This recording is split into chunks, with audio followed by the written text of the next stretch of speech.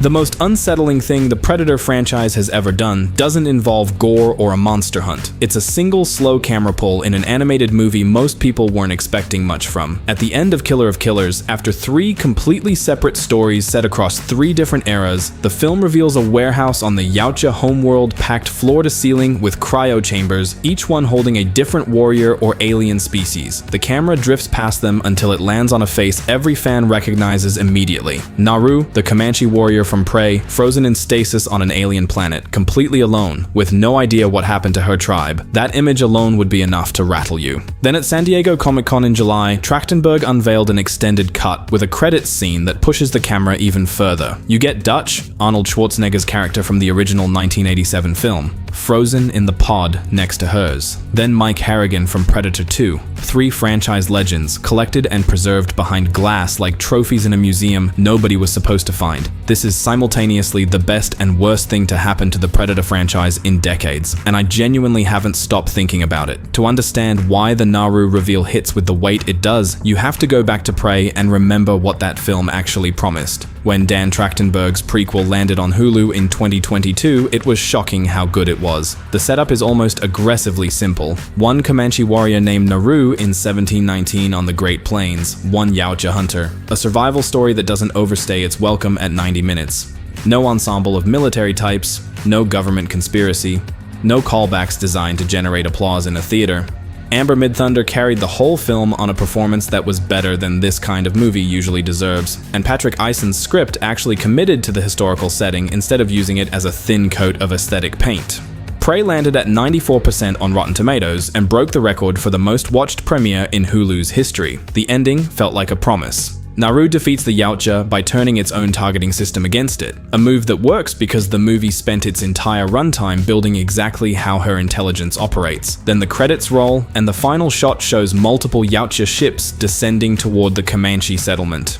Every single person who watched it read that the same way. A sequel is coming. Naru's people are in danger. She's now war chief and is about to face an invasion on her own terms. The natural follow-up film was basically writing itself.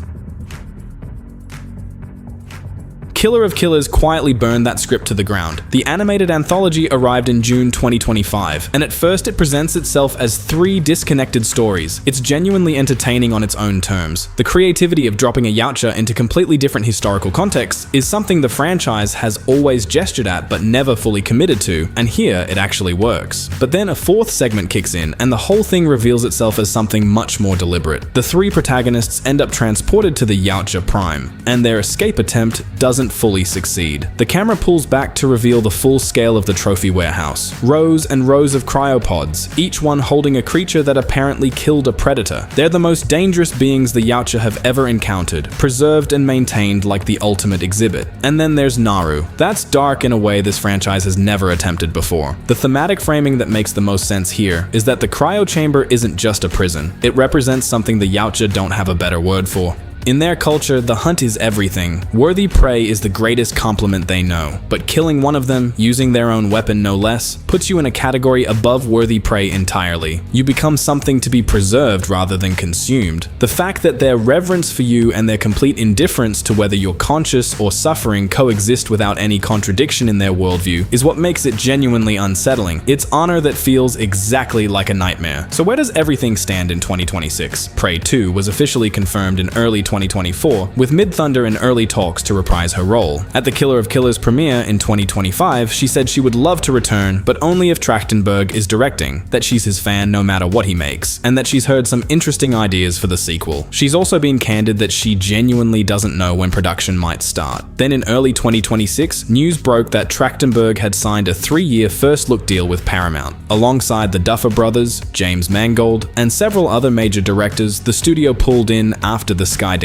merger. This set off a wave of concern about whether he was walking away from the Predator universe. He addressed it directly in an interview around Badlands' Hulu release, explaining that the Paramount deal and his continued work on the franchise will run simultaneously, and that timing will just be a factor in how he sequences projects. He described his current thinking about what comes next as multi-pronged, not just looking at Prey 2 as the obvious continuation, but asking what the franchise hasn't shown yet. What could serve as a new entry point for audiences who haven't haven't seen any of the previous films. He framed it the same way he framed his thinking after Prey succeeded, when instead of going straight to a sequel, he pitched an animated anthology and a film with a Yautja protagonist, and did both of those simultaneously. The man does not move in straight lines, which is both creatively exciting and occasionally frustrating if you're sitting there waiting for Prey too specifically.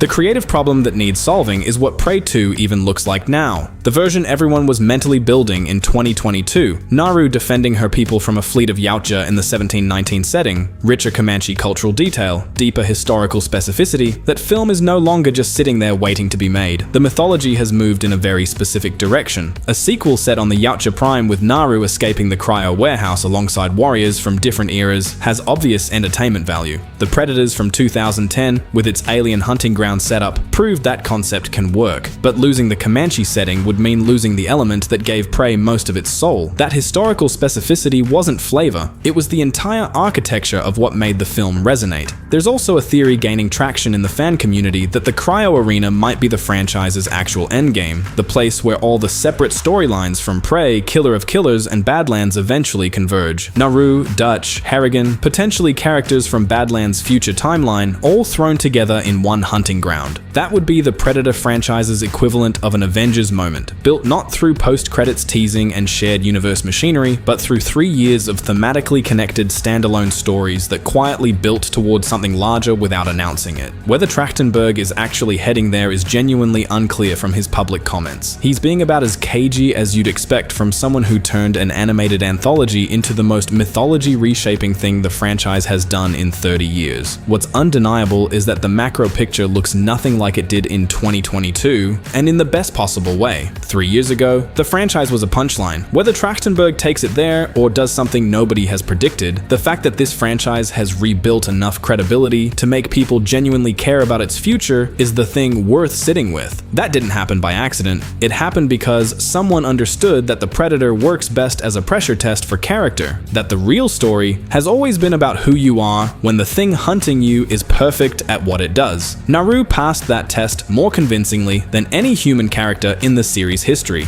The universe agreed. The problem is, it turns out, so did the Predators.